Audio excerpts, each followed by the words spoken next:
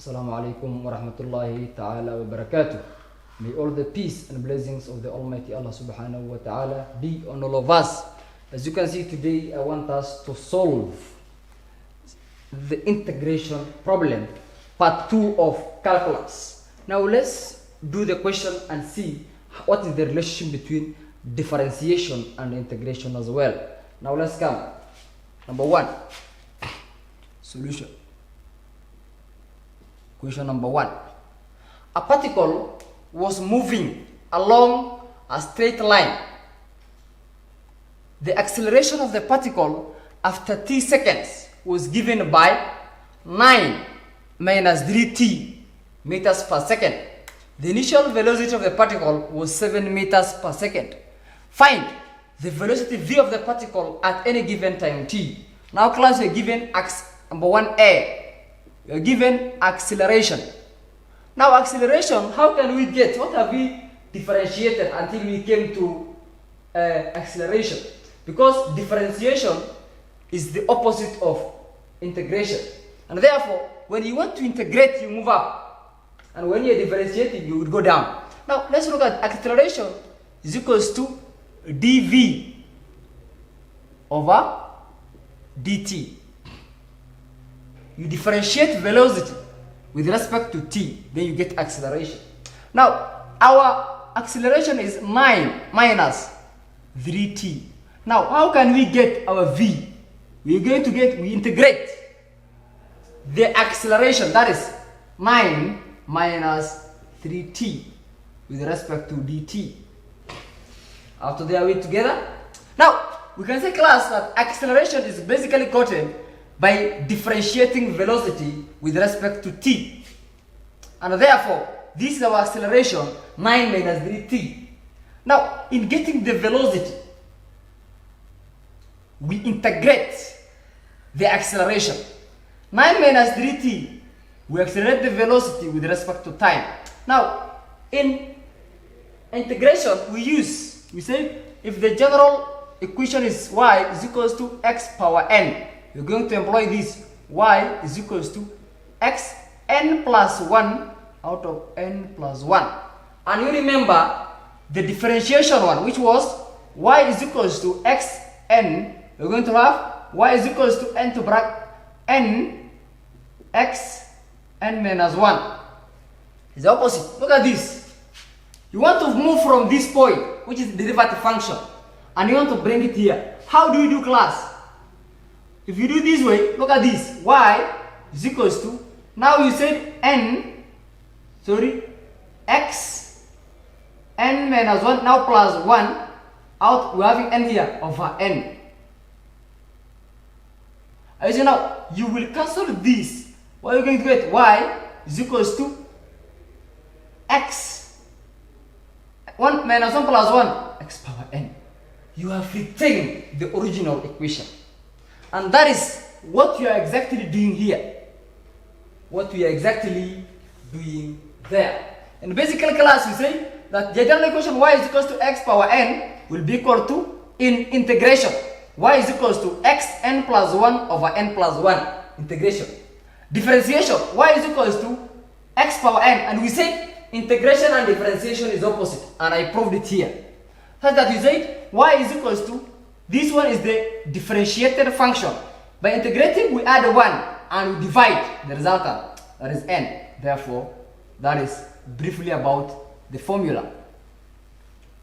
Now let's continue and solve the question.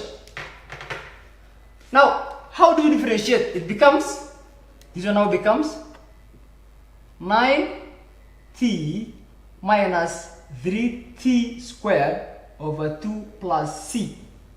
That is it. That is the integrated, and it becomes our velocity.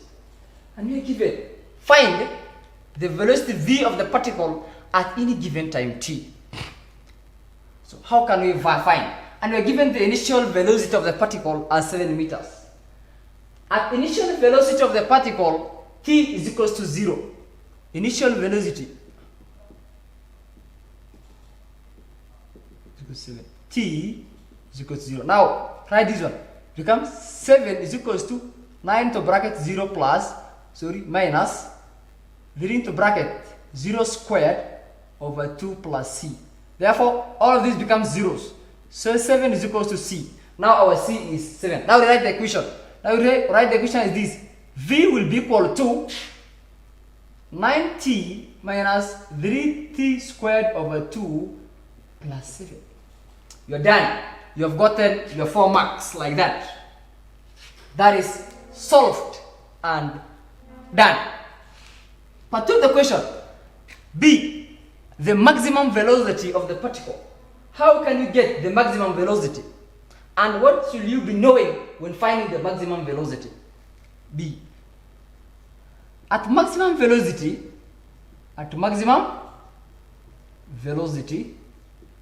acceleration A is equals to 0.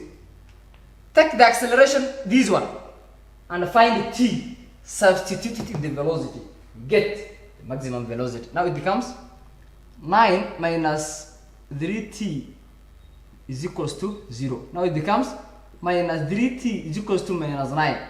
Cancels out over 3 over 3. So t is equals to 3. That is it. Now substitute the value of 3 in this velocity now.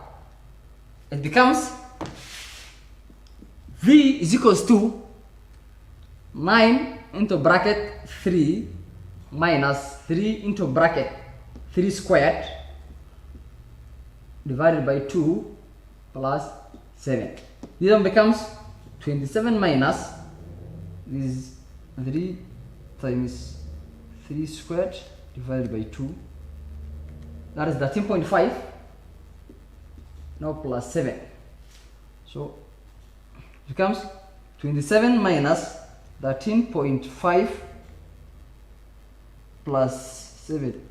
Now it becomes 20 half meters per second. And that is about the velocity. You have gotten the velocity like that. What have you done? You said at maximum velocity, acceleration is equal to 0. Now you get the value of 3 here. And in part A of the question, you get the equation for the velocity. You substitute the value of t in this equation. Then you get the velocity here. Lastly, the distance covered by the particle. Now, let's count. We have the velocity v. We have velocity is gotten by ds over dt. When you want to get velocity, you have to differentiate distance, right? Let's come again. It becomes, and we have our velocity as 9t minus 3t squared over 2 plus 7. Now, how can we get s? Now, s will be equal to integrated function of the velocity. 9t minus 3 over 2t squared plus 7 dt. Integrating s, we integrate v with respect to t, we're going to get s. Now it becomes 9t squared over 2. You know the general function formula. This one becomes minus 3t cubed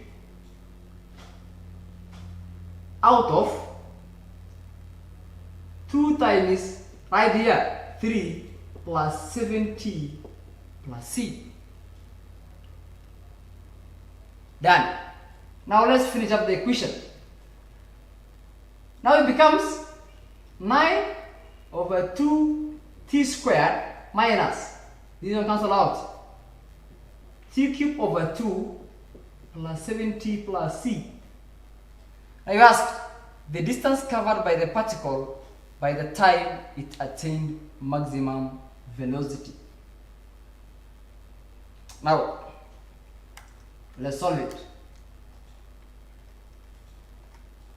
9, and we have our time is equal to 3. Substitute it. 9 over 2 into bracket t squared is 9, which is, let's write 3 squared, minus 3 cubed over 2 plus 7 into bracket plus 7 into bracket 3